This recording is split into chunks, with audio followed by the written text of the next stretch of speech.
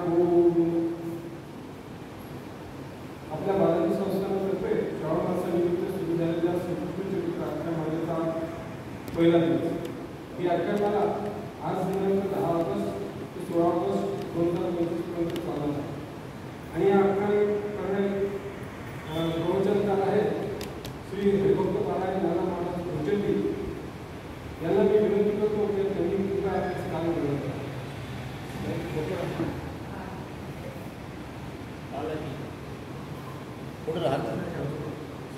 श्रीकृष्णाच्या फोटोला त्यांनी मानण्याला विनंती करतो.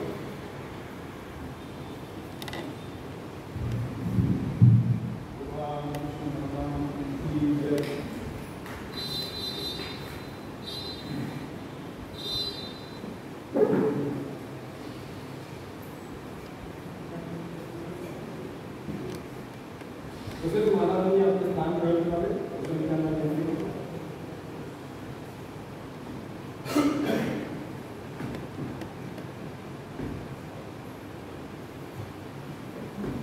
महाराजांचे स्वागत श्री अनंतराव देशपांडे यांना मी विनंती करतो की त्यांनी पुष्प आणावे, त्यांचे स्वागत करावे.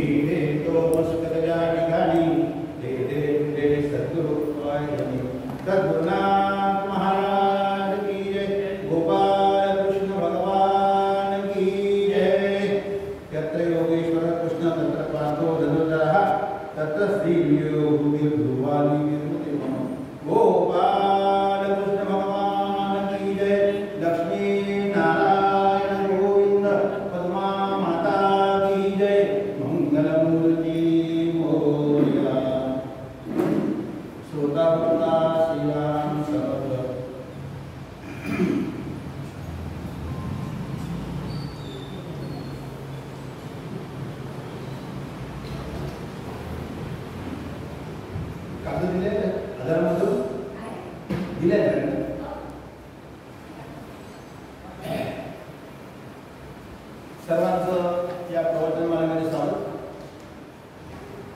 उपस्थित श्रोतृवृंद, माता भगिनी मुनी आणि ज्येष्ठ श्रेष्ठ नागरिक. या श्रावण महिन्यामध्ये श्रवणाचं महत्व फार आहे. श्रवणात श्रावायती ती श्रावणा. मग श्रवण का करायचं? तर श्रवण ही एक नंबरची भक्ती आहे. समर्थांनी सांगितलं श्रवणम कीर्तनम विष्णुस्मरणम पूजनम पादसेवनम सांख्यम आत्मनिवेदनम अशा ह्या नवविधा भक्ती आहे. मग या नवविधा भक्तीमध्ये एक नंबरची भक्ती सतत उच्च प्रतीची कोणती असेल तर श्रवणम. 2 नंबरवर मी आहे कीर्तनम विष्णुस्मरणम पादसेवनम पूजनम भजनम सांख्यम आत्मनिवेदनम. मग अशा या श्रावण महिन्यात काय करावं तर श्रवण करावं. श्रवण म्हणजे काय? श्रवण म्हणजे भगवंताचं नाम, भगवंताच्या कथा, हरिकथा, जो उपदेश, श्रीकृष्णाने दिलेला उपदेश, संतांनी दिलेला उपदेश, गुरुंनी दिलेला उपदेश हा ऐकला पाहिजे. आणि तो कसा ऐकायचा? मन लावून ऐकायचा. श्रवण हे मन लावून करायचं. मग श्रवणात काय काय दोष येतात? कधी बाजूला आवाज सुरू असतो, कधी शुगर कमी जास्त असतो, कधी काही असतो, कधी आपल्या कानामध्ये गडबड असते. या सगळ्यांचा दोष दूर करण्याकरता हा श्रवणाचा दोष तुटला जाईल. मग श्रावण महिन्याला याला फार महत्व आहे. आपण सुरुवातीला एक भगवंताचं नामस्मरण करू, मधुराष्टक म्हणून, आणि मग पुढचा कथा वागू सुरू करू. गोपाल कृष्ण भगवान की जय. सर्वांना कॉमेंट दिले आहे त्याप्रमाणे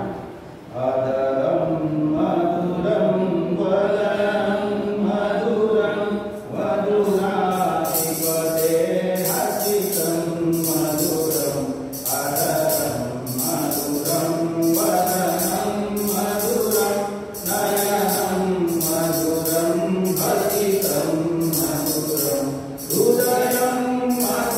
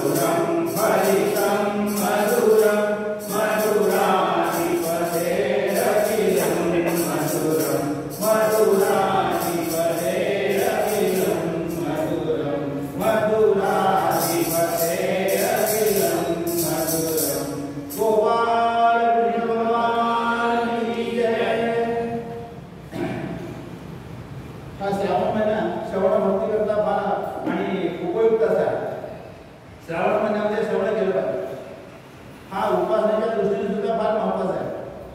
श्रावण महिन्यामध्ये महादेवाची उपासना फार करतात. महादेवाला फार महत्त्व आहे. याचा अर्थ बाकीच्यांना महत्त्व नाही असं नाही. श्रावण महिन्यामध्ये प्रत्येक वारी प्रत्येक देव पूजा जातो. सोमवारी सोमवती पूजा जाते, मंगळवारी मंगळागौर होते, बुधवारी बुधगुरुची पूजा, गुरुवारी दत्ताची पूजा होते, शुक्रवारी ज्योतीची पूजन होते, शनिवारी शनिप्रदोष होतो, अश्वत्थमातेचे पूजन केलं जातं. असे हे 7 दिवस पूजन केलं जातं. पण त्यातल्या शिवाला महत्त्व जास्त असल्यामुळे हा श्रावण महिना हा शिवाच्या उपासनेचा महिना आहे. म्हणून महादेवाची उपासना श्रावण महिन्यात लोक करतात. आता श्रवण म्हणजे काय? श्रवण कुमार पण होता. हा श्रवण कुमार म्हणजे श्रावण मास पित्याची अत्यंत निष्ठेने सेवा करणारा, ज्याला दसरा राजाला चुकीने त्याचा वध झाला, त्याच्या हातून चुकीने वध झाला, तो शिकारीला गेला आणि हा पाणी आणला, माता पिताची सेवा करता करता त्याला मृत्यू. असा हा श्रावण कुमार. हा श्रावण महिना अत्यंत पवित्र आणि उपासनेच्या दृष्टीने अत्यंत चांगला. म्हणून या महिन्यात श्रवण भक्ती केली पाहिजे. मग श्रवण भक्ती कोणती? समर्थ म्हणतात चांगली तेवढी घ्यावी, वाईट तेवढे टाकून द्यावे. जे चांगलं आहे तेवढं घ्यावं. चांगल्या गोष्टीचं श्रवण करण्याकरता हा श्रावण महिना आहे. आणि म्हणून त्या श्रावण महिन्याचं श्रवण करण्यापूर्वी महादेवाची उपासना केली पाहिजे. तो पुन्हा लाभायला लागावा. नमः पार्वतीपते हर हर महादेव म्हणून छोटीशी आपण उपासना महादेवाची आता ऐकूया. श्रीमाता जोगेंनी सांगितलं.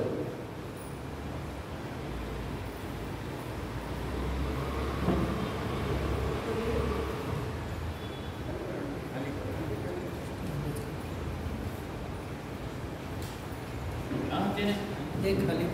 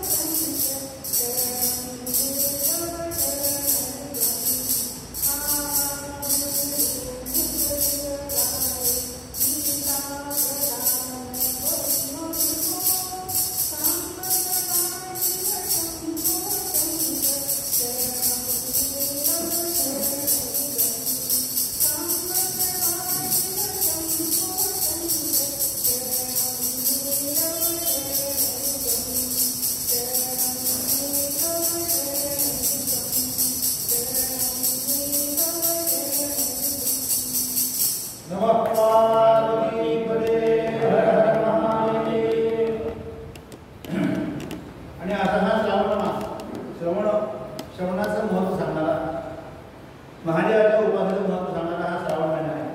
या महिन्यामध्ये आणि जिकडे तिकडे अत्यंत सुंदर वातावरण असतं, मनमोहक वातावरण, मनाला प्रफुल्लित करणारं, स्फूर्ती देणारं, नवीन नवीन योजना करण्याचं आणि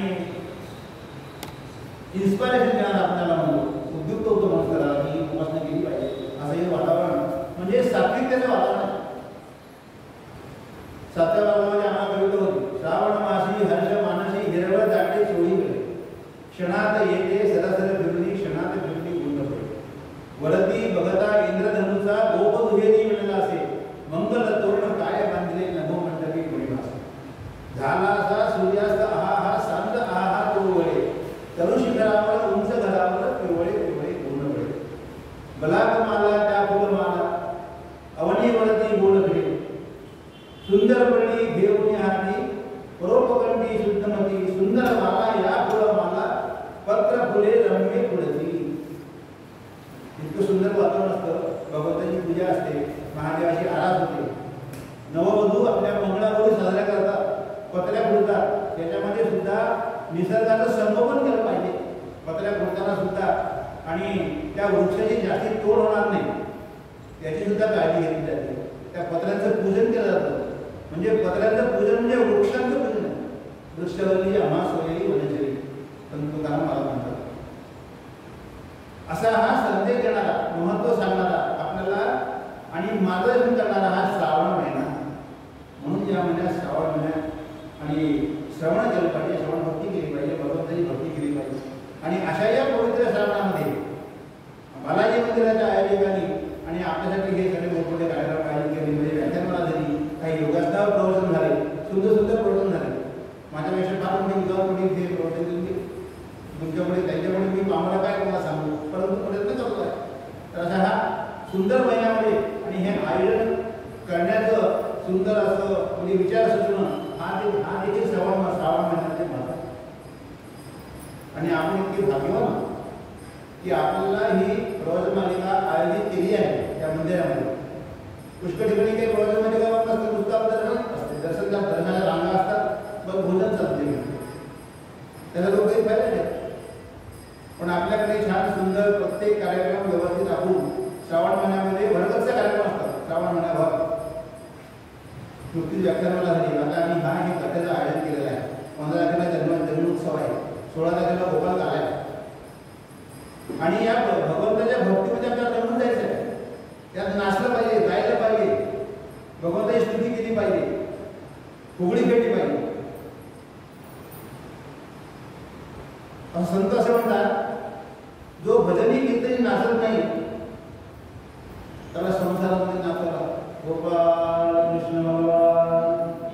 आणि जो या भजनी कीर्तनामध्ये, गोपाळ कृष्णाच्या कीर्तनामध्ये, महादेवाच्या कीर्तनामध्ये, संतांची या कीर्तनात जो नाचतो, देवाच्या कीर्तनात जो नाचतो, गातो, म्हणतो, त्याला संसारात नाचावा लागत नाही. त्याचा योगक्षेम भगवंत पाहतात.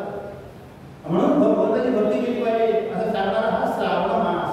श्रवण भक्ती करा, श्रवणम कीर्तनम विष्णुमोदनम पादसेवनम पूजनम साख्यम कर्तनम आत्मनिवेदनम. पादसेवन सुद्धा भक्ती आहे. भगवान गोपाळ कृष्णाने बलरामाची पादसेवन भक्ती सुद्धा केली आहे. बलराम मोठा होता, श्रीकृष्ण लहान होता, पण जेव्हा ते खेळता खेळता त्यांची खेळता खेळता जमायचे, तो मित्राच्या मांडीवर डोकं झोपायचा बलराम. आणि त्यावेळेस बलरामाचे श्रीकृष्ण पाय चेपत होते. आता जिकडे तिकडे आपण भगवद्गीता बोलतो, त्याला कारण हा भक्ती मार्ग आपल्याकडून घेऊन गेलेला आहे. सात्विकतेचं जोपर्यंत सात्विक ऊर्जा आपल्याला येत नाही तोपर्यंत आपण हे चांगले कर्म करू शकत नाही. मग हे 3 गुण आहेत त्रिगुणात. तिन्ही देह त्रिगुणाचा, सत्वरज तमाचा, त्यामध्ये सत्वाचा उत्तम गुण सर्वोत्तम म्हणतो. सात्विक गुण आम्ही पाहिजे. तमोगुण रजोगुण आले तर काय होतं? श्रीकृष्णाने काय केलं? नरसंहार केला नाही, राक्षसांना ठार मारला नाही, परंतु आपल्या मानवामध्ये असलेला तमोगुण आणि रजोगुण याला ठार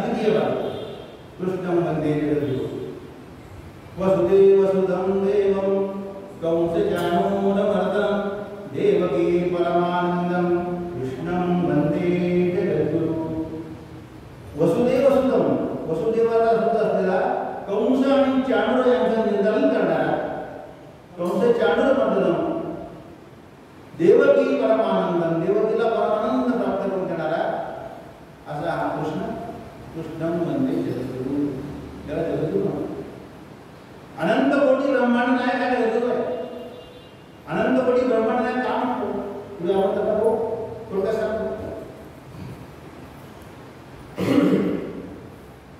गोपिकासोबत खेळतात, गोपिकासोबत खेळत असताना आणि ब्रह्मदेवाने काय केलं की याची गाई वाचताना गोपीच तयार करून टाकली. कशाने? मायाच्या भरोशावर. कारण ब्रह्मा असं करताय. मग आणि बघितलं की आता माझ्या सवंगडी गेले कुठे, गोपिका गेल्या कुठे, माझे गाय वासरू गेले कुठे.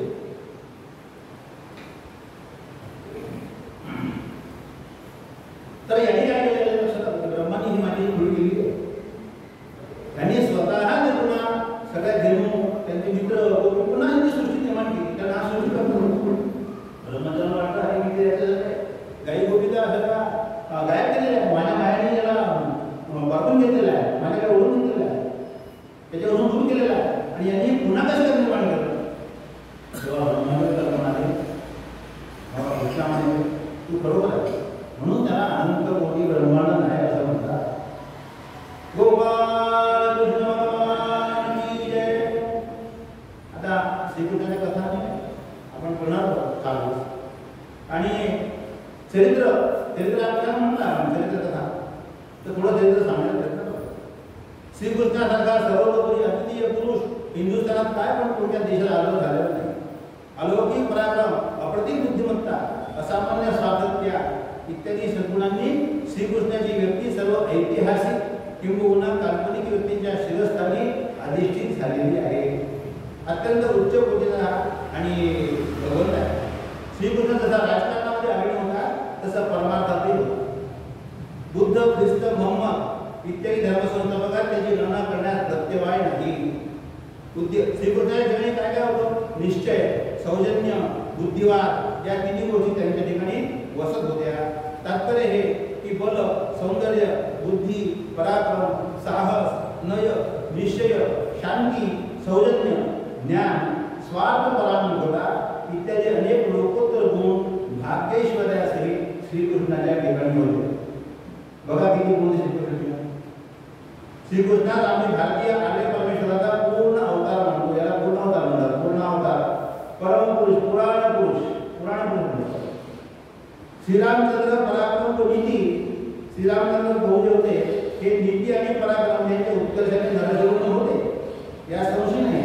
पण त्या अवतारात ज्ञानाचा उपदेश भगवंताने स्वरूपाने केला. व्यासाने रामायण, वाल्मिकीने रामायण दिलं, व्यासाने गीतामध्ये उपदेश केला, उपदेश कृष्णाने केला, व्यासाने गीता दिली. श्रीकृष्णाने आपल्या उपदेशानुसार भारतवर्षाच्या हृदयाला असा कायमचा ठसा उमटला आहे तो पुसून टाकणे शक्य नाही. गीतेमध्ये काय किती तत्वज्ञान सांगितलं आहे. रोज जेवढं वाचा तेवढा वेगवेगळा तुम्हाला अर्थ प्राप्त होतो. संसाराचे सगळे प्रश्न तुमच्या गीतेतून सुटतात. आता श्रीकृष्णाचे काय कोणत्याही स्तोत्राची सुरुवात आपण हरिओम हरिओम हिरण्यवर्णम हरिओम नमस्ते गणपते. परंतु कृष्णाच्या शेवटी काय कृष्णाचं नाव आहे. जेव्हा आपण संध्या करतो कर्म प्रमाण संध्या करतात केशवाय नमः नारायण शेवटी करतो श्रीकृष्ण परमात्मने नमः. परमात्मा आहे, सगळ्यांचा परमात्मा आहे. श्रीकृष्ण परमात्मा सर्वश्रेष्ठ, अनंत कोटी ब्रह्मांड आहे म्हणून हा अत्यंत सर्वश्रेष्ठ आहे. आणि याला भगवान श्रीकृष्णाचे गुण म्हणून काय महाराष्ट्र काय, बंगाल काय, मद्रास काय, गुजरात काय सर्व ठिकाणी भाविक लोक असतात. आता आपण पाहतो वृंदावनात तर 12ही महिने त्यांचे गुणगान चालू असतं. भागवत कथा सुरू असतात, कथा संकीर्तन सुरू असतात. कृष्णाशिवाय कृष्ण कृष्ण कृष्ण जय श्री कृष्ण. आता आपण युट्यूबवर पाहतो की प्रेमानंद महाराज त्यांच्या दोन्ही किडनॅप केल्या आहे. दोन्ही करून ते भगवान परमेश्वर उनको जो करना है करेगा, जब तक रहेगा रहेंगे. भगवान को हम नहीं छोड़ो. गोपाल कृष्ण भगवान की जय. सर्व हिंदुस्थानभर आणि भगवंताचं नाम सगळे आपण घेतो. स्त्रिया जास्त आहेत, स्त्रिया फार प्रभावी असतात, सात्विक असतात. त्याच्यामुळे पहाटेपासून त्याचं नाव सुरू. सूर्याचा सूर्य झाला की भगवंताचं नाव सुरू. घनश्याम सुंदरा श्रीधरा अरुणोदय झाला उठिल वगरी वनमाळी उदया चळी मित्र आला. घनश्याम सुंदरा उठ.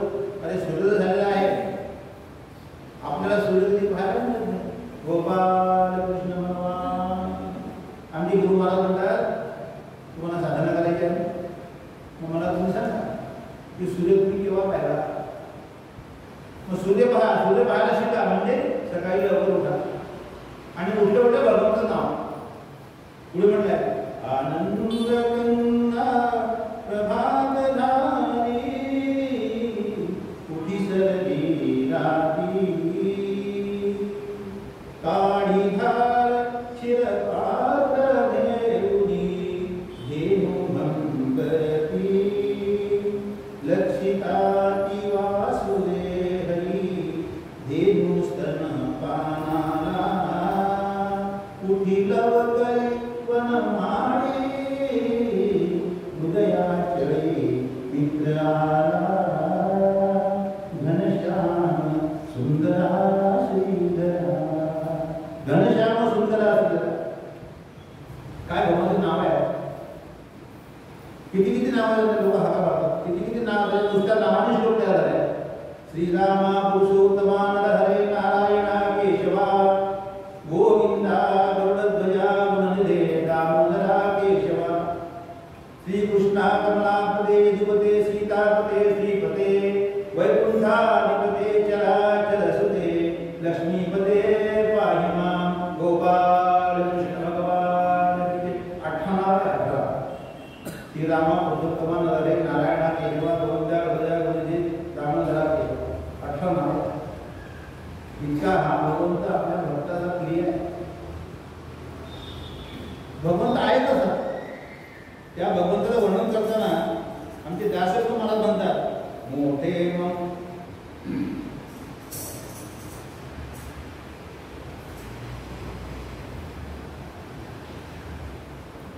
दासोबांना वर्णन केलंय.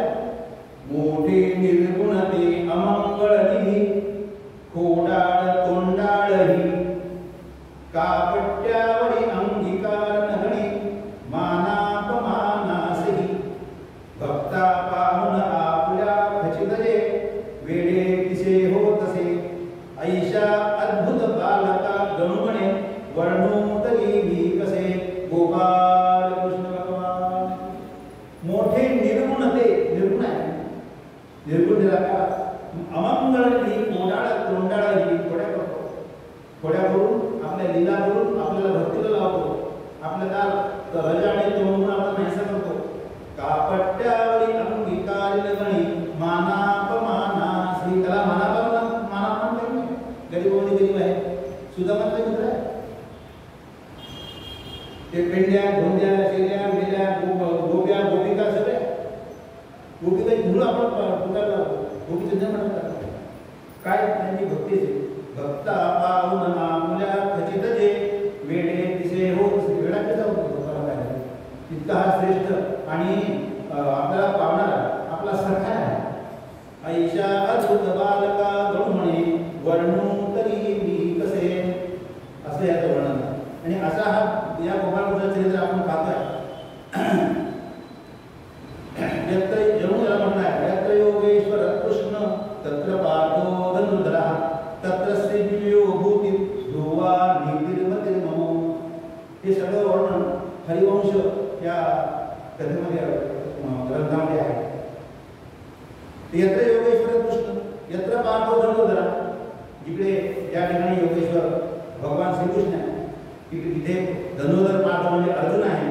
त्या ठिकाणी विजय आहे. तत्र श्रीविजयो भूत्वा भूती ध्रुवा नीतिर्मती मम. त्या ठिकाणी कृष्ण भगवान अर्जुन आहे धनुर्धर आहे सारथी आहे. त्या ठिकाणी विजय निश्चित आहे. म्हणून म्हटलंय अनंत कोटी ब्रह्मांड आहे भक्ता पाहुणा आपल्या खचित जे वेळे कसे होते असा हा भक्ताला पावणारा भक्तासोबत राहणारा भक्तासोबत लीला करणारा हा भगवान गोपाळ. आणि भगवंतासोबत विजय नेहमीच असते. परमपूज्य गोळगुरुजी नेहमी म्हणायचे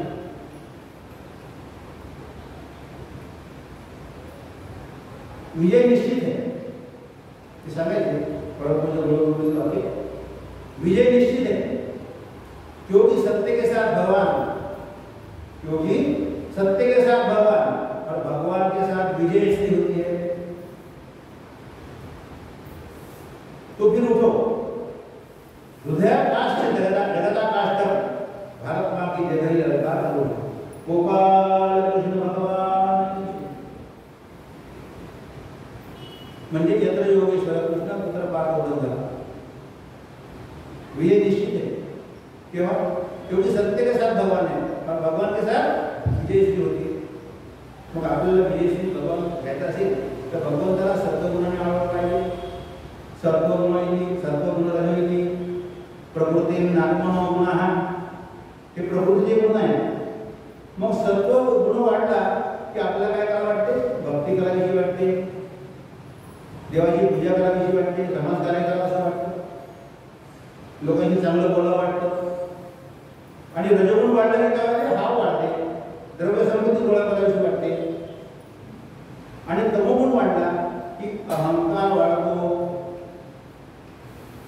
तमोगुण म्हणजे अहंकार म्हणजे मय होतो कोणी माझ्याशिवाय कोणीही करू शकणार नाही, माझ्याशिवाय कोणी श्रीमंत नाही, माझ्यामध्ये जे गुण आहे त्या गुणांचा अहंकार त्याला म्हणतात तमोगुण। आणि हा तमोगुण आणि रजोगुण काढून सत्वगुण वाढवण्याकरतात आणि भगवान गोपाळ कृष्णाचा जन्म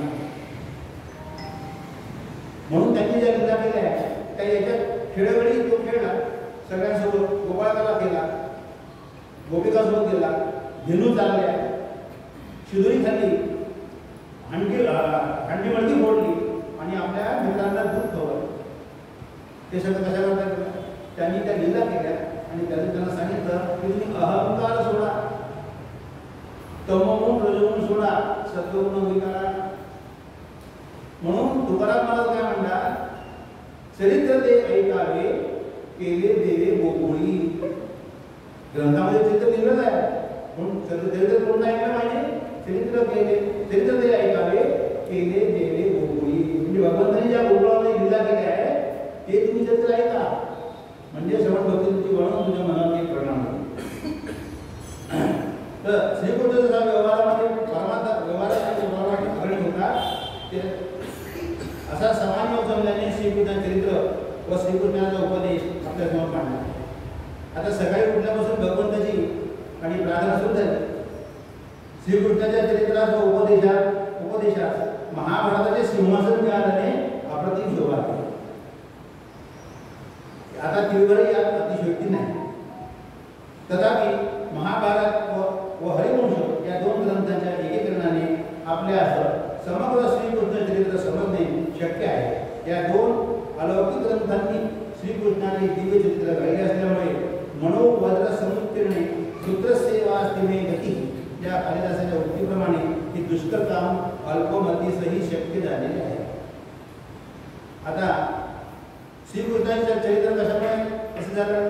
श्रीकृष्णाचे चरित्र आणखी एका कारणाने विशेष रमणीय प्रिय झाले आहे।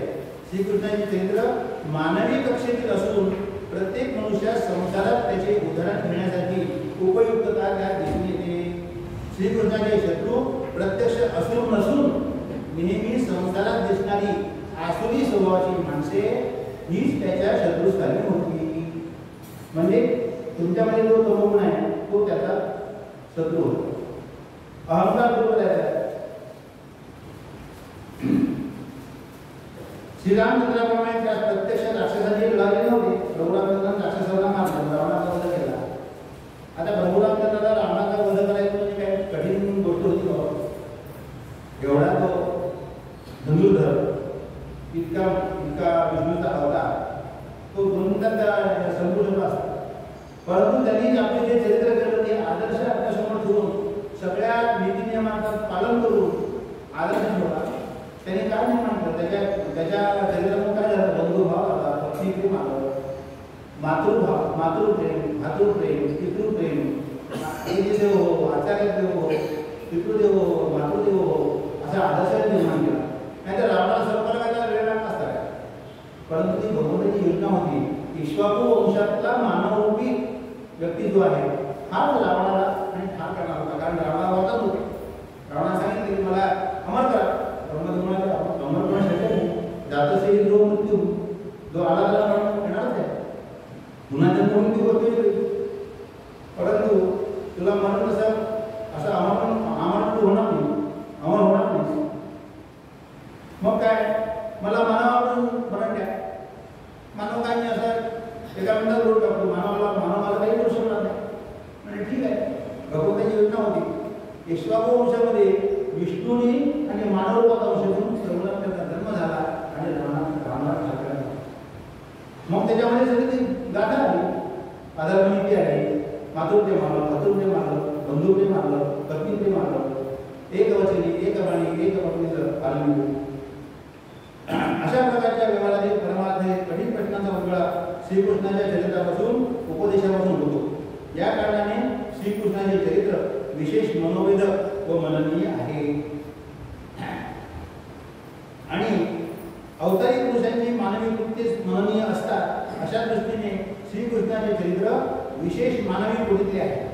श्रीकृष्णाने सर्व प्रकारे लहानपण पत्करले होते. त्याचा जन्म श्रीरामाप्रमाणे राजाच्या पोटी झाला नव्हता.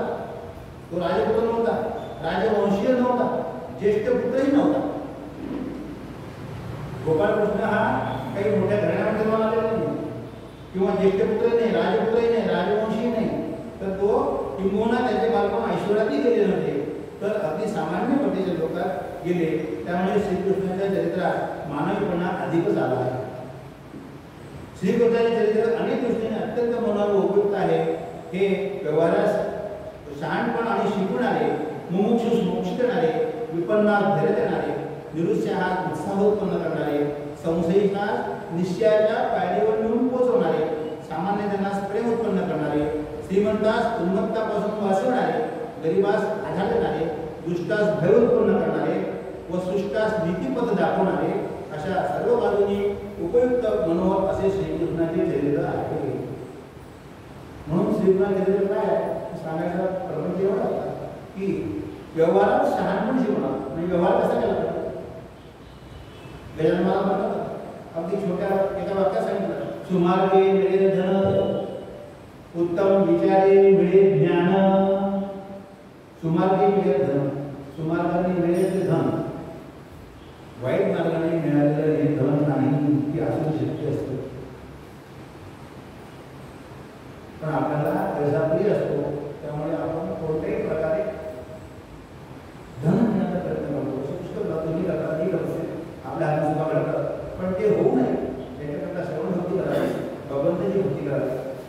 म्हणून गजानन महाराज म्हणतात सुमार्गे मिळे धन, उत्तम विचारे मिळे ज्ञान, आचार विचार शुद्ध जाण, कीर्ती वैभवी लोहितो गोपाल कृष्ण भगवान.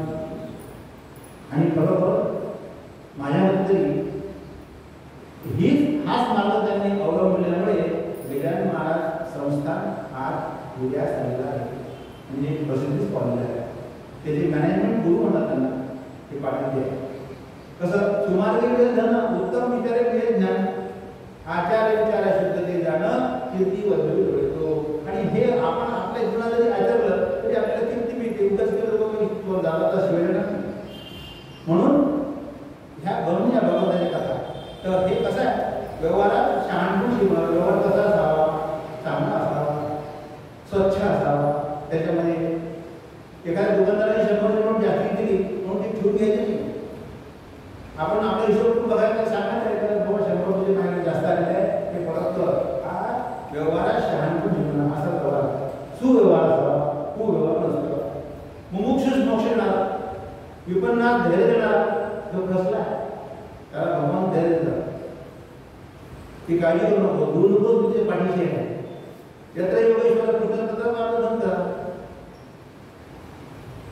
निरुत्साहास उत्साह देणार. एवढा गरीब सुद्धा त्याचं सगळं काय पाळ करून टाकलं. त्याच्या नशिबामध्ये लक्ष्मी लिहिली नव्हती, परंतु याच्या भागाने त्याच्या नशिबामध्ये लक्ष्मी येऊन त्यांनी त्याला भरभराट करून दिली. संशयिकास निश्चयाच्या पायरीवर नेऊन पोचवून आले. ज्याच्यामध्ये संशय असेल, काही असेल, संभ्रम असेल, गीता वाचावी. गीतेमध्ये पुष्कळ आपल्यावर आपली स्वतःची लिहिली नव्हती असं मला वाटतं. सामान्य जनास प्रेम उत्पन्न करणार. तसं त्यांनी सुधारणावर प्रेम केलं, सवगणावर प्रेम केलं, गरिबांवर प्रेम केलं. आपण करावं जितकं होतं आपण करावं. श्रीमंतास उन्मत्तापासून वाचवणारे, गरिबास आधार देणारे, दुष्टास भय उत्पन्न करणारे व सृष्टास निधीपथ दाखवणारे, अशा सर्व बाजूने उपयुक्त असे मनोहर असे असे श्रीकृष्णाचे चरित्र येणीप्रमाणे आहे. म्हणून भगवंताचं श्रवण केलं पाहिजे, भक्ती केली पाहिजे, नामस्मरण केलं पाहिजे. आणि आपण इतकी पवित्र पावन होतो म्हणजे भाग्यवान समजूया की आपण या सगळ्या मंदिरामध्ये आलो. माझं कथन तुम्ही श्रवण करताय असं कोणी श्रवणामध्ये येऊ शकत नाही. ज्याची वृत्ती सात्विक आहे, ज्याच्या मनात भगवंताचा भाव आहे, ज्याच्यामध्ये सत्वगुण जास्ती आहे, रजोगुण आणि तमोगुणाचा पर्सेंटेज कमी आहे. म्हणजे 60% सत्वगुण असेल तेच लोक घेतात, 40% सत्वगुण आणि 60% तमोगुण असेल तर भक्ती करू शकत नाही. म्हणून आपण सर्व भाग्यवान आहे. त्याच्यामुळे मी तुमच्या हृदयस्थपणे नमस्कार करतो आणि पुढील कथा सुरू करतो. तत्पूर्वी 2 मिनिटं भजन करूया. श्रीकृष्ण गोविंद हरे मुरारे हे नाथ नारायण वासुदेव. श्रीकृष्ण गोविंद हरे मुरारे हे नाथ नारायण वासुदेव. श्रीकृष्ण गोविंद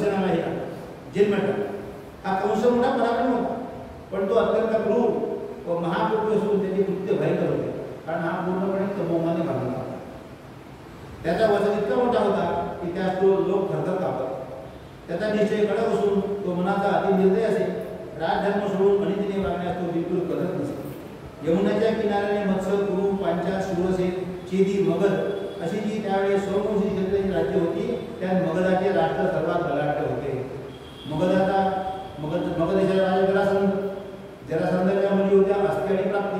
त्या 2 मुली कंसाला दिल्या होत्या. तो त्याचा सासरा होता, त्याच्यामुळे त्याची मदत घेऊन तो या आणि यादव लोकांना त्रास देत होता. त्यांनी आपल्या बापाला जेलमध्ये टाकलं. शूरसेन देशात भौम, कुकर, अंधक, दाशार, यादव, वृष्णी आणि घोष अशा 7 सोमवंशी क्षत्रियाची जाती वसाहत करून होते. इतके लोकांची जातीची वसाहत करत होते. त्यात यादव जाती प्रमुख होती. त्यापैकी वसुदेव नावाचा एक सरदार भोज राज्याचा मांडलिक होता. तो नदीपूर्वेकडे गोवर्धन नावाच्या टेकडीजवळ आपल्या जहागिरीच्या गावी राहता गोपांचा धंदा करत होता. त्या सगळं चांगली व्यवस्थित सुरू वसुदेव. मग पुढे काय झालं की गाईचा धंदा करणारा वैश्यांच्या शूरसेनाचा भंडार होता, पण गोपाचा धंदा करणारा यादव क्षत्रिय ही एक पुष्कळ होते. त्यात वसुदेव हा प्रमुख होता. तो रूपाने गुणाने उदार असून सर्वात प्रिय होता. तो तेजाने आचरणाने कश्यपासारखा असून तो वर सांगितल्याप्रमाणे गोवर्धन पर्वताच्या जवळच्या आपल्या जहागिरीत आनंदाने राहतो. वसुदेव हा चांगला राजा होता, सात्विक होता. उग्रसेनास भेद केल्यामुळे कंसाची अशी जिद्द झाली. कंसाच्या मनात कमवून होता. साधी त्याला शंका यायची की हे चांगले लोक जे आहेत माझा घात करतील, माझा निपात करतील, माझ्यावर स्वारी करतील. बरेच वेळा बघा सात्विक वृत्तीचे लोक असतात ते आपले नियमितपणे काम करत असतात आपण ठिकाणी संस्थांमध्ये आपल्याकडे. पण दुष्ट लोक जे असतात त्यांना त्यांच्या मनामध्ये साठी काही त्याच्या मनात खप हवे, त्यांच्या मनामध्ये कमवून असतो. दुष्ट लोक असतात, काड्या करणारे लोक असतात. नारद मुनी कळ लावत होते, पण चांगल्या कामांनी कळ लावत होते. गोपाल कृष्ण भगवान की जय. आणि कलियुगामध्ये लोक कळ लावत नाही, काड्या करतात. सद्गुरुनाथ महाराज की जय. तर उग्रसेनात भेद केल्यामुळे कंसाची स्थिती अशी झाली, त्याला समरण निर्माण झालं की हे लोक माझ्या विरुद्ध युद्ध करतील. वसुदेवास उग्रसेनाचा धाकटा भाऊ देवक याची कन्या देवकी दिली होती. वसुदेवाला उग्रसेना धाकटा भाऊ होता, त्याची कन्या देवकी दिली होती. म्हणजे या कंसाची चुलत बहीण. तेव्हा वसुदेव आपल्या सासऱ्यास बंदीतून सोडण्याचा प्रयत्न यांनी उग्रसेनाला भेद केलं होतं. त्याच्यामुळे त्याला वाटलं की हा वसुदेव त्याला मदत करेल, त्याला बंदीवासून सोडवेल आणि माझ्यावर आक्रमण करेल. म्हणून वसुदेव आणि देवकी याचे पुत्र तर माझ्यावर उठतीलच अशा त्याच्या कल्पनामुळे तो मनात गुंतवून गेला. सत्वगुणी रजोभक्ती, रजोगुणी पुनरावृत्ती, तमोगुणी अधोगती, पार्वती प्राणी. तमोगुण वाढला की माणसाचा विनाश नकळ असतो. म्हणून क्रोधावर आवाज होता पाहिजे, अहंकार सोडला पाहिजे. कारण क्रोध आला की अहंकार येतो. क्रोधात भवती सम्मोहा, सम्मोहा स्मृतिभेदमा, स्मृतिभ्रमान् बुद्धिनाशो, बुद्धिनाशात् नश्यति. गोपाल कृष्ण भगवान. सगळे सिद्धी झाले दिसतात, काळजी करू नका. म्हणा गोपाल कृष्ण भगवान की जय. लक्ष्मी नारायण गोविंद अवधूत चिंतन श्री गुरुदेव दत्त. जय जय रघुवीर. काळजी करू नका. आपण सगळे तो सात्विक भगवंत आपल्या पाठी. काही चुका झाल्या असतील तरी पश्चातापाने जाणार. आणि तुम्ही श्रवण भक्ती करताय. श्रावण म्हणजे आपली श्रवण भक्ती. नाना महाराजांच्या कथेचं कथन करताय. ही कथा म्हणजे भगवान श्रीकृष्णाची आहे, महादेवाची आहे. श्रावण महाराजांचं महत्त्व केलं. त्यामुळे निश्चितच तुमची बाबा सगळी धुवून गेलेली आहे, त्याची मुळीच काळजी करू नका. आणि आपलं काम बिलकुल बिनधास्त करू द्या. गोपाल कृष्ण भगवान की जय. आणि अशा या कंसाच्या मनामध्ये सगळा संभ्रम निर्माण झाला की हे लोक काय करतील, माझं राज्य शिवून येतील, मला काढून टाकतील. मग इतक्यात काय झालं, आता नारद मुनी मथुरे शिवून त्यांनी शहराबाहेर एका बागेत तळ ठोकला. नारद मुनी कळ लावायला नारद मुनी चांगल्यासाठी कळ लावत होते. म्हणजे दुष्ट लोकांचा नाश करण्याकरता किंवा बिघडलेली पद्धती चांगली करण्याकरता नारद मुनी कळ लावत होते. नारद मुनी ब्रह्मा विष्णू महेशांच्या पत्नीमध्ये सुद्धा बरीच कळ लावली होती. कारण अनुसूयेचं सत्व जेव्हा हरण केलं तेव्हा ती नारदानेच कळ लावली होती. म्हणून त्या तिघी लक्ष्मी सरस्वती आणि शारदा माता या अनुसूयेच्या सत्व हरण करण्याकरता आपल्या नारायणाच्या मागे लागले. आणि शेवटी धृतजन्म झाला आणि दत्तावतार म्हणून त्यांचं ते गर्भहरण गेलं. शेवटी अनुसूयेच्या पाया पडले. कसं तरी झाले. तमोगुणे पुनरावृत्ती, तमोगुणे अधोगती पावती का. सत्वरजतमाचा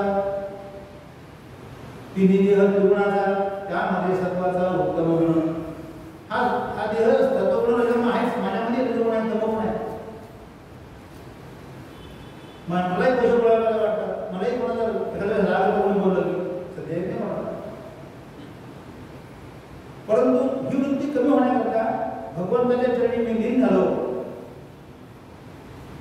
तर आपला भगवान गोपाळ कृष्ण आपला साथ करणार नाही. भक्ता पाहून आपल्या कथितले वेडे पिसे होत होते. आता गोपाळ कृष्णाने जर तुम्हाला उद्या पाहिलं, अरे मला एवढं आले लोक आहे जरा सर्वात दिसत आहे, त्याला वाईट लगेच तुमच्या मैदानात धावून येईल. बघा प्रयत्न करू, भगवंताची भक्ती करा.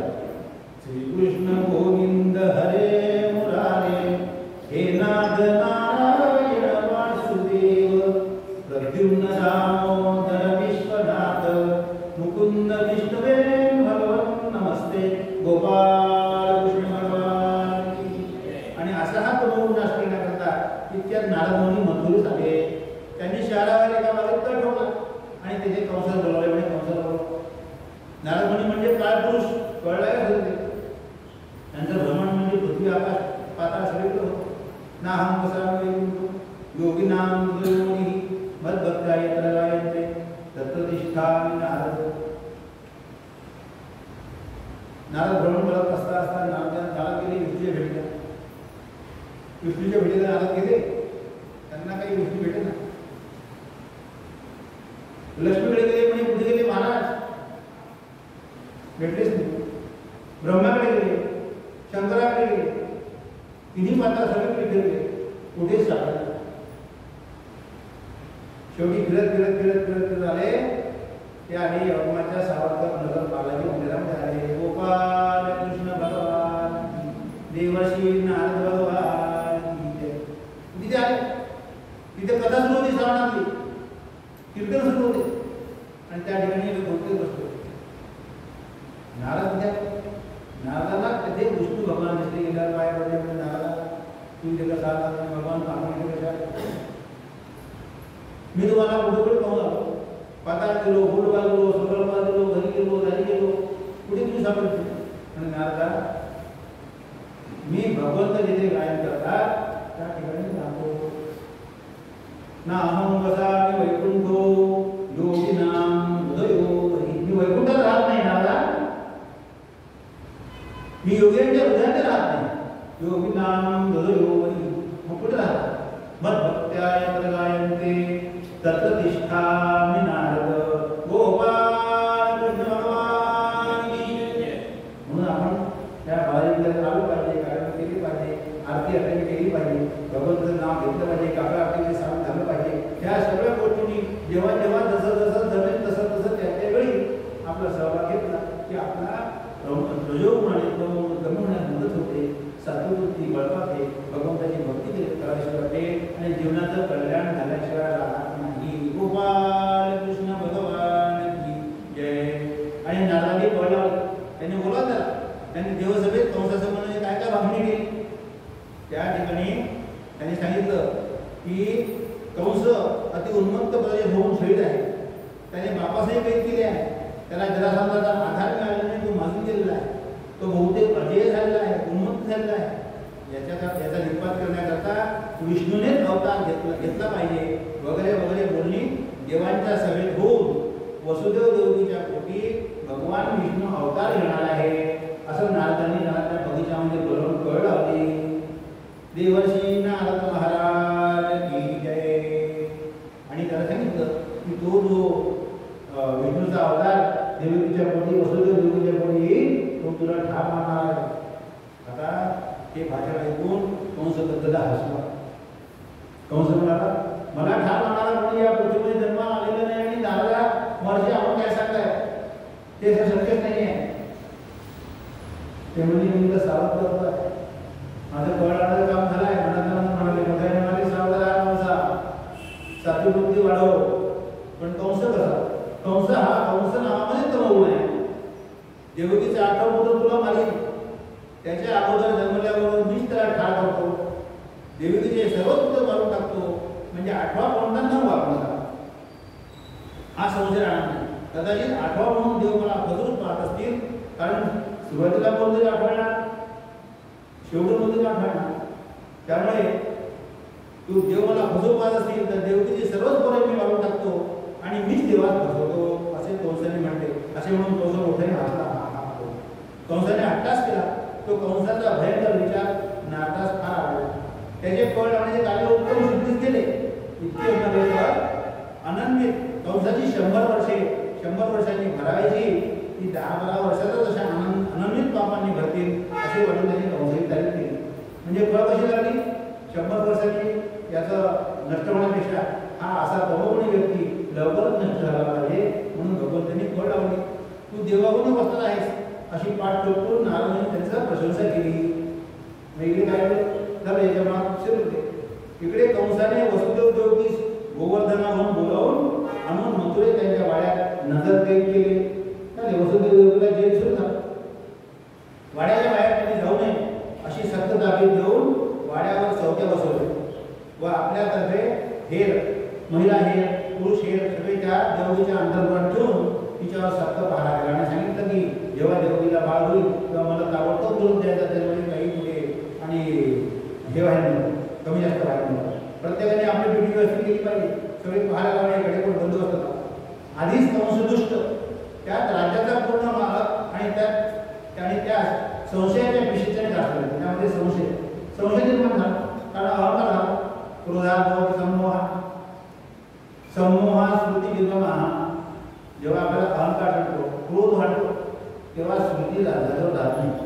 बघा तुम्ही एखाद्याशी भांडण झालं तर आपण तो मुद्दा सोडून भरतीवेळेस काही बोलतो काही शिवाजीला सुरू होते म्हणून क्रोध आवडला पाहिजे. क्रोधात भवती समोहा स्मृती विभ्रमा. भगवतीचे म्हणतात दुसरा अध्याय म्हणते 16 श्लोक आहे. चुकला तो स्मृती विभ्रम होतो. समोहा स्मृती विभ्रमा. मग स्मृतीभ्रम झाला काय होतो? अहंकार वाढला की बुद्धिभ्रम होतो. स्मृतीभ्रम झाला की बुद्धिनाश पावते आणि बुद्धिनाश पावली की मग आपले निर्णय सुद्धा गोपाल कृष्ण भगवान अरे मग मी त्याला असं म्हणालो का त्याला असं शिवायला नव्हते त्याला मी काठीने मारायला नको असं करू देतो. गजानन महाराजांनी त्या पाठाला सांगितलं की अरे तुम्ही हे जे लोक आहेत त्याला आणि काठीने मारतात तू मारू नको. तू जर याला दंड केला तर तुला काही होईल. कारण काय क्रोधात नव्हती समूहा स्मृती विभ्रमा. त्या पाठाला अहंकार झाला होता. त्यांनी ठोकली गेलो त्यांनी तक्रार केली त्याला शेवटी शिक्षा झाली. म्हणून क्रोध आवडला पाहिजे. क्रोध आवडण्यानंतर तमोगुण मिळतो. मग तमोगुणे अधोगती पावते प्राणी. मग तमोगुणामध्ये जर आपण अधोगती जाऊ शकतो तर कशा तमोगुण घ्या. आता दर्शनाची रांग लागली आहे आणि आपलं चालू आहे येत आहे. एखादा आपल्या इथं मधून राहतो हम जहाँ खड़े रहते वहाँ से बोले ये लाइन सुरू होती है तुम्हाला म्हणणार म्हणजे हा तमोगुण सोडला पाहिजे. आधीच तमोस दुष्ट त्यात राज्याचा पूर्ण मालक त्या संशयाचे प्रेसिडेंट असले मग त्याने आपली अमानत प्रतिज्ञा शेवटात दिली हे सांगणे नको. देवगीच गर्भ राहिला म्हणजे त्याच बातमी पोचेल. तो तेव्हापासून वाट पाहिजे. देवगीला गर्भ राहिला की याला बातमी नव्हतं की आता देवगीला गर्भ आहे तिला मुलगा होणार आहे वगैरे वगैरे. मग तो ताबडतोब तिथे यायचा ते बाळ देवगीच्या हातून हिसकावून घ्यायचा आणि दगडावर आपण ठार मारायचा. म्हणजे करू ना की नारदाने सांगितलं की देवगी वसुदेव देवगीचा 8 वर्ष जवळ ठार मारला. मग ठेवायची आठी तुला ठेवायची कशा आठी मारून टाकायची. न राहायला बात न बनी वाचली गोपाल कृष्ण भगवान.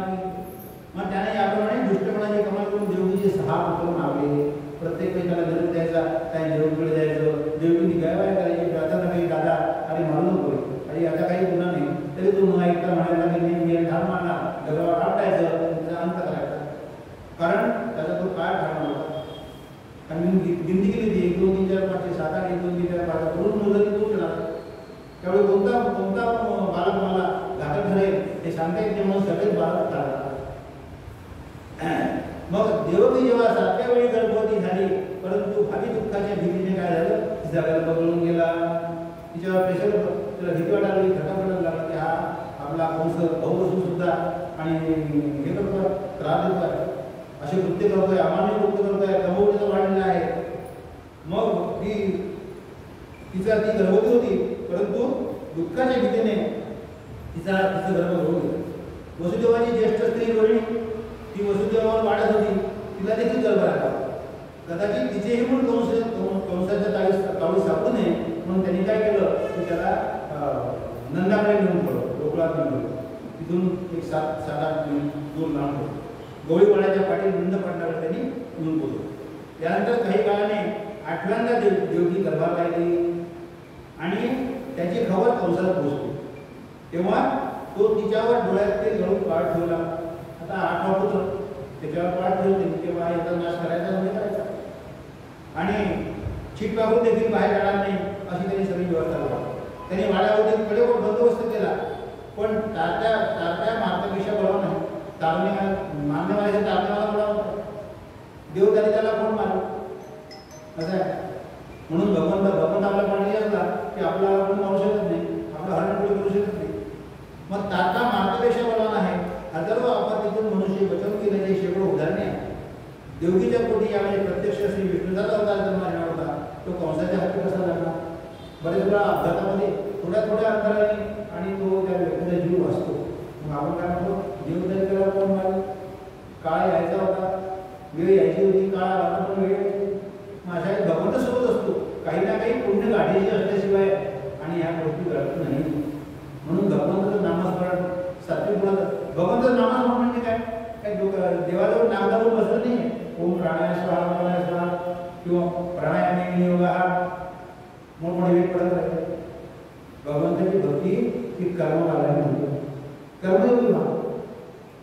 एखादं सात्विक काम आहे, मंदिराचं काम आहे, त्याला हात लावा. एखादी सामाजिक संस्था आहे, त्याला हात लावा. सामाजिक काम आहे, सामाजिक उपक्रम आहे, त्याच्यामध्ये हात लावा, झाडे लावा. हे सगळे पुण्याची कर्म आहे, जेणेकरून सात्विकतेने लोकांना मदत होईल. म्हणजे ही एक कर्मयोग, ही एक भक्तीच आहे. स्वामी विवेकानंद म्हणायचे वर्क इज पर्सन. आता आमच्याकडे पुष्कळ आता मी भक्ती होती सगळं होतं, पण ते दर चतुर्थीला जायचे कोणी पाहिजे जायचं, कोणी कसं जायचं. पण काही लोक जायचे, मग काही लोक आपण चेटा पाहून जायचे. पण ते काय आपली ड्युटी सोडून खोटेपणा करून भगवंताचं दर्शन घेणं काय आहे. म्हणून सात्विक देणं आणि समाज कार्याला करायचं, मंदिराचं काम करायचं, एखाद्याला सहाय्यभूत व्हायचं, एखाद्या अनाथाला सहाय्य करायचं, ही देखील कर्मपूजामध्ये भगवंताची सेवा आहे. आज तुम्हाला कितपत पडले माहित नाही, पण मला तरी वाटते की ही सुद्धा भगवंताची सेवाच आहे. सेवा करणं धर्म. आणि अशा प्रकारे हा संभ्रम झालेला कंस आणि बेचैन तिला देवकीच्या पोटामध्ये 8वा गर्भ आला. देवकीच्या पोटी यावेळी प्रत्यक्ष विष्णूचाच अवतार होता. तो कंसाच्या हाती कसा लागला? यांनी 6 याची मुलं मागली होती आणि 7व्या गर्भवती झाला.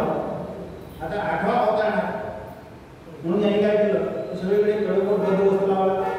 जिकडे तिकडे बिलकुल रक्षा पाहिली की मला प्रत्येक सेकंदाला खबरदार मिळाली पाहिजे आणि हा विष्णूचा अवतार मिळणार आहे, हा माझा दुष्टकाळ झालेला नको, याचा वध झाला पाहिजे, म्हणजे मी अजेय होईल. आणि सगळी गोष्ट लावली. परंतु भगवंताचा अवतार काय थोडा आहे? भगवंत पुढे ऐकणार आहे. म्हणून भगवान विष्णूने आणि देवकीला दर्शन दिलं. गोपाल कृष्ण भगवान मध्यरात्री देवकीला आणि भगवंतांनी साक्षात्कार दिला, दर्शन दिलं. कसं असं म्हणते, सुंदरदन अरविंद मदन शतचंद मदन समचारुधरा. सुंदरदन अरविंद मदन शतचंद मदन समचारुधरा. पीतांबरधृत अंबरमाला अंबरकांती मुकुटधरा. चतुर्भुजा भास्वरा ओजिरी प्रियंकराजी भक्तीची. अशी देवकीची या समोरे प्रकटे मूर्ती श्रीहरीची. प्रकटे मूर्ती श्रीहरीची. प्रकटे मूर्ती श्रीहरीची. गोपाल कृष्ण भगवान. कुंदरदन अरविंद मदन शतचंद मदन समचारुधरा. दिसायला सुंदर मुकुट घातलेला आहे, पीतांबर नेसलेला आहे. पीतांबर कंबरमाला कमरपट्टा लागलेला आहे. अंबर कांती आहे.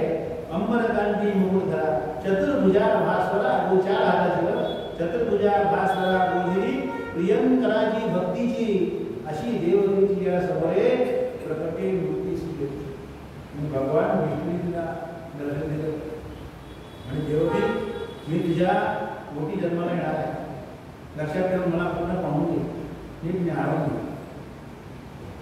आणि मी माझं बालपण नंद विष्णूला कबूल केलं. गोकुळात 8 वर्ष राहणार आहे, तुला राहणार नाही आहे, इथून मी लगेच निघून जाईल, त्याची योजना करा. मला इथून जन्म झाल्यावर उचला आणि गोकुळाच्या तिकडे नंद पाटलाकडे नंदबाबाकडे नेऊन ठेवा, असं साक्षात्कार दिला. आणि साक्षात्कार दिल्यावर काय झालं की वसुदेव वाकले नमस्कार करायला, एकदम भगवान काय झाले, अदृश्य झाले. पुढील आपत्तीच्या भीतीने म्हणा किंवा अन्य काही म्हणा, देवकी 8व्या महिन्यात अकल्पित बांध झाली. ज्यावेळेस सर्वात झोपेने अगदी घेरलेले असते अशा ऐन मध्यरात्रीच्या वेळी श्रावण महिन्यात वद्य अष्टमी पाऊस घनघोर पडत असताना श्रीकृष्णाचा जन्म झाला. गोपाळ कृष्ण भगवान की जय. आता हा श्रीकृष्णाचा जन्म झाला आणि श्रीवत्सादी चिन्हाने अंकित असलेले हे परमदिव्य बालक पाहून वसुदेव देवकीस अत्यंत मोह उत्पन्न झाला. देवकीने प्रेमातिशयाने बाळाशी पोटाशी धरून त्याला वास वास अशी वसुदेवात बळ झाली. त्यासही मुलास वाचनाची उत्कट इच्छा उत्पन्न झाली. अभिजित नक्षत्रावर विजय मुहूर्तावर जन्मलेले यशस्वी बाळ त्याने नागरिक घेतले आणि तो आपल्या वाड्याच्या बाहेर बेघर पडला. वसुदेव त्या बाळाला धरून निघाला. निद्रा देवीने सगळ्यांना जादू केली होती, माया बसवली होती, त्यामुळे सगळे निर्दिष्ट झाले होते. त्याची सगळी व्यवस्था कोलमडली होती. ते विदळत पडला. सर्व पहारेकरी जास्त जागी घनघोर निद्रेत होते.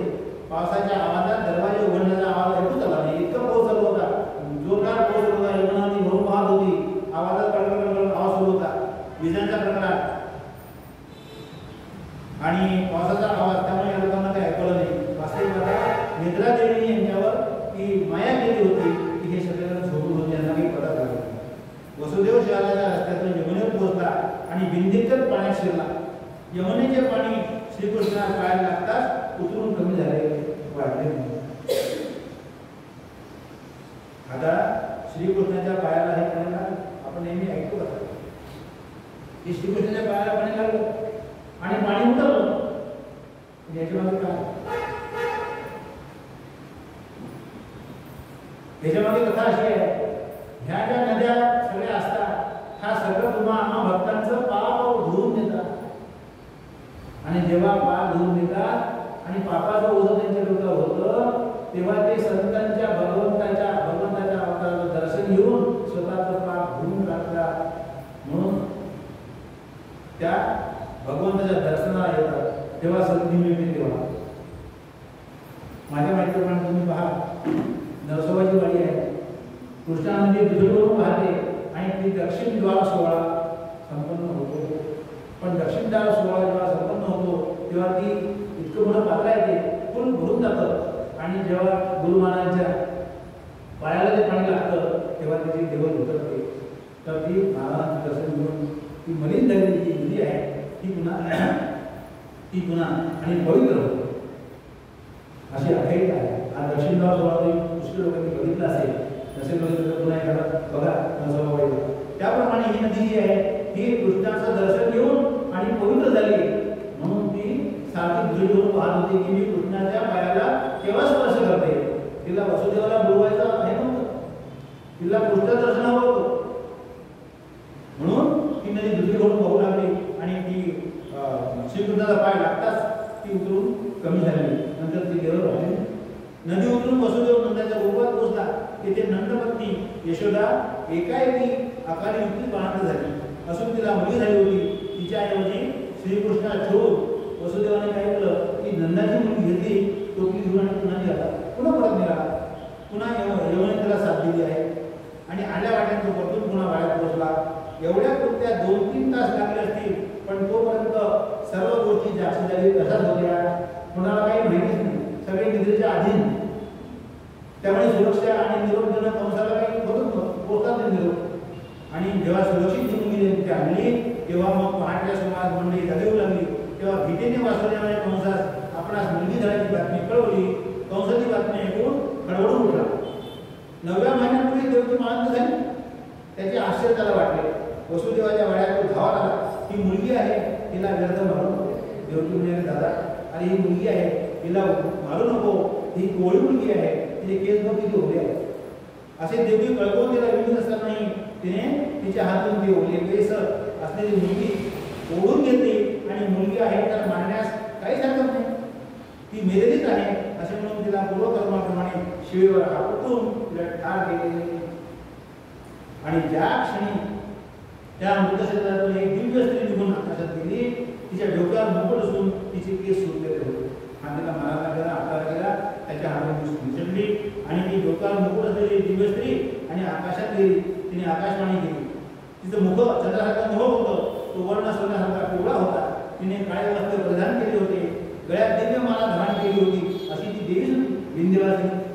तिला 4 हात असून त्यात दिव्य आयुध होती. त्याप्रमाणे त्या अंधकारमय रात्री आकाशात देदीप्यमान देवी कुमारी पाहून कंस भयभीत झाला.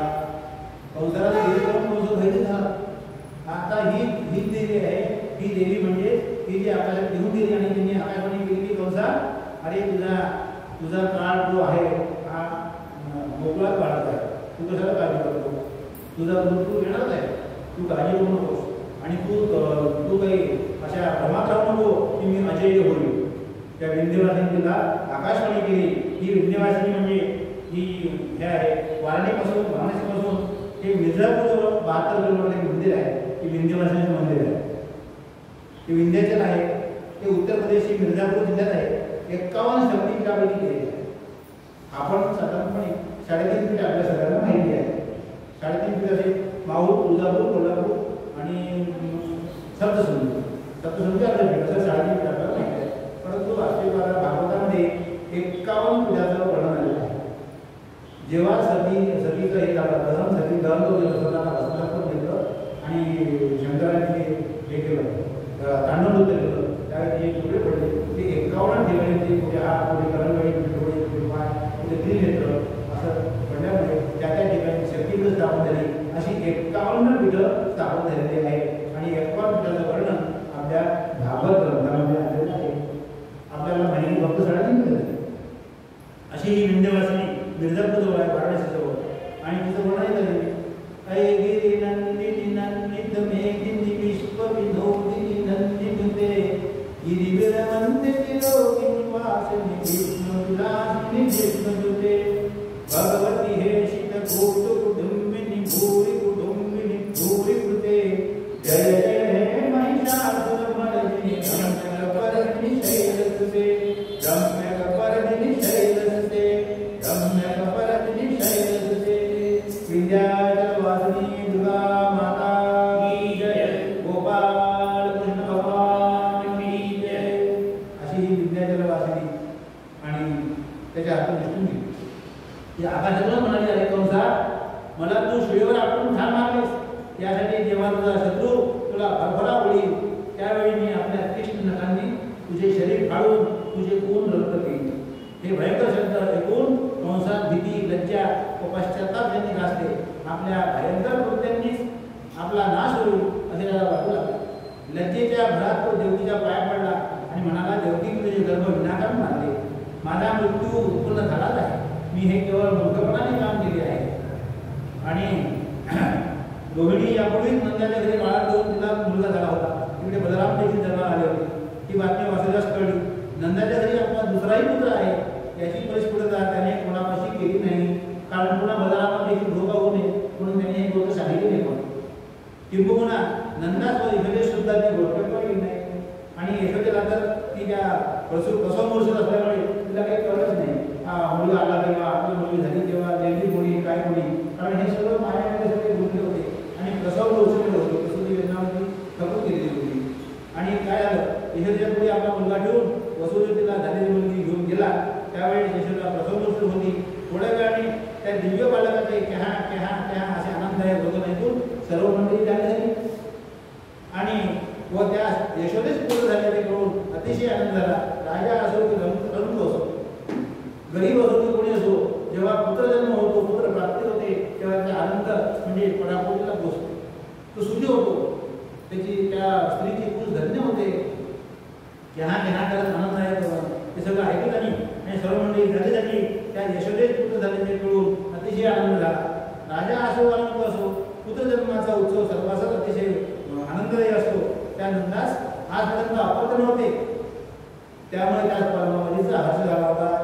आणि तिथे काय आनंद गोकुळामध्ये जिकडे तिकडे पेढे साठा वाढून राहिले, सगळे नाचगाणी करून राहिले. त्याचं वर्णन करतात तुकाराम महाराज म्हणतात, गोकुळीच्या सुखा अंत पार नाही लेखा, बाळकृष्ण नंदागरी आनंदल्या नर नारी, गुडिया पताका तोरणे करीती कथा गाती गाणे, मन मोहिले गोविंदे गोकुळीच्या सुखा अंत पार नाही लेखा, गोकुळीच्या सुखा.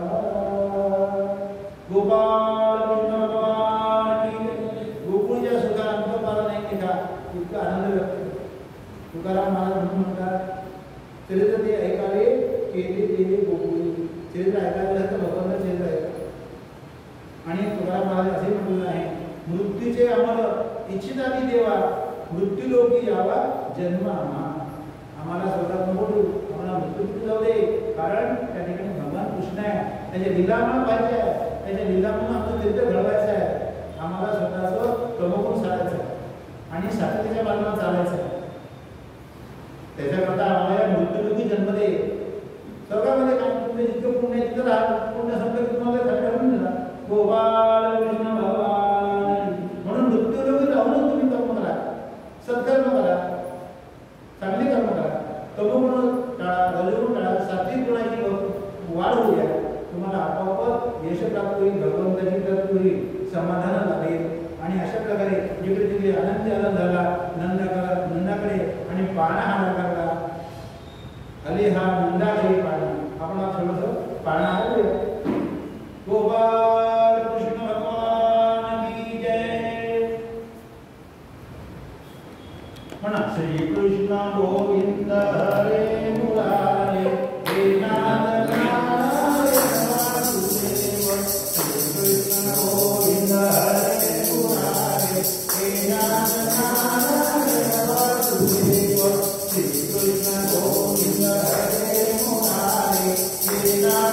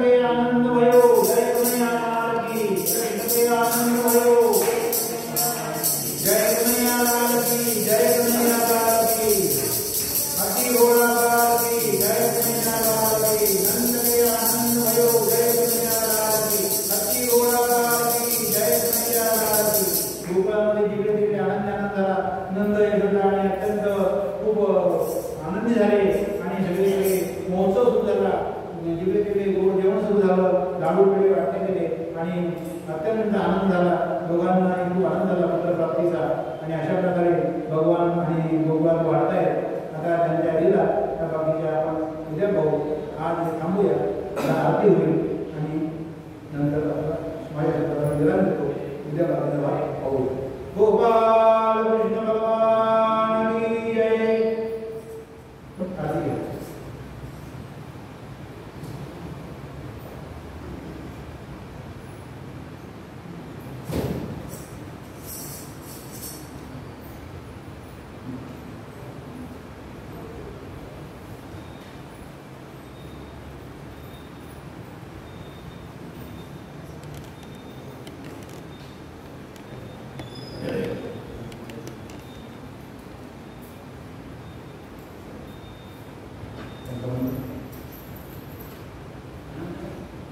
Radhe Krishna Gopal Krishna Radhe Krishna Radhe Krishna Gopal Krishna Radhe Krishna Radhe Krishna Gopal Krishna Radhe Krishna Radhe Krishna Gopal Krishna Radhe Krishna Radhe Krishna Gopal Krishna Radhe Krishna Radhe Krishna Gopal Krishna Radhe Krishna Radhe Krishna Gopal Krishna Radhe Krishna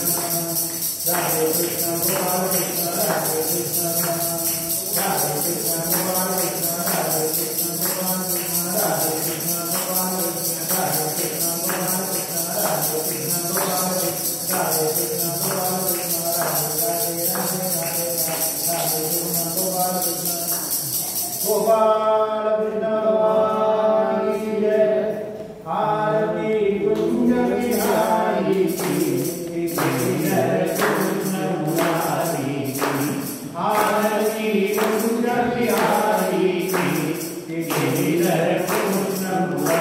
Gopal Krishna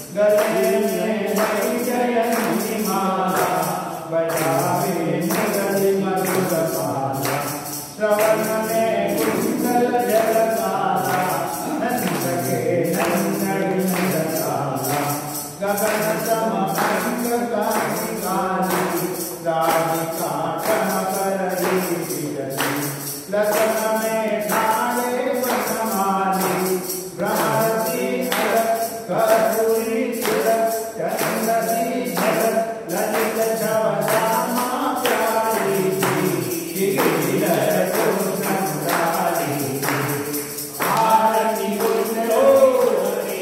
Krishna Gopal Krishna Radhe Krishna Gopal Krishna Radhe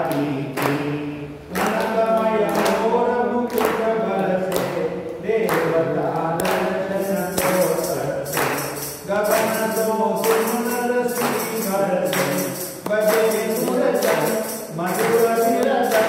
Bhagwan ki jai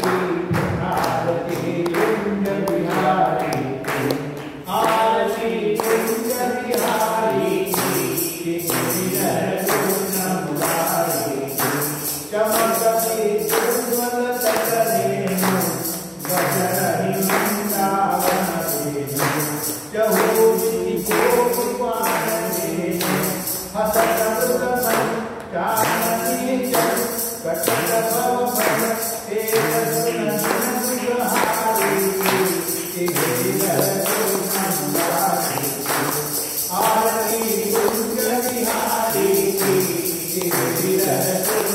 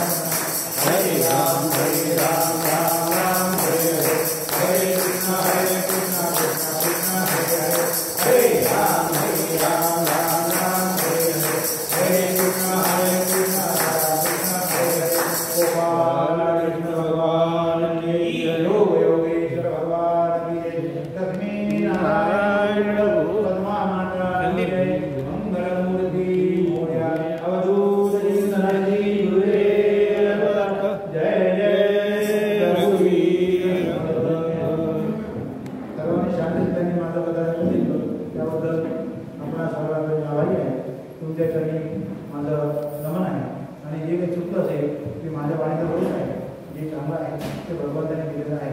Gopal Krishna भगवान उद्या जास्त संख्येने हरत राहा. पुढचा होता उद्या पाहू.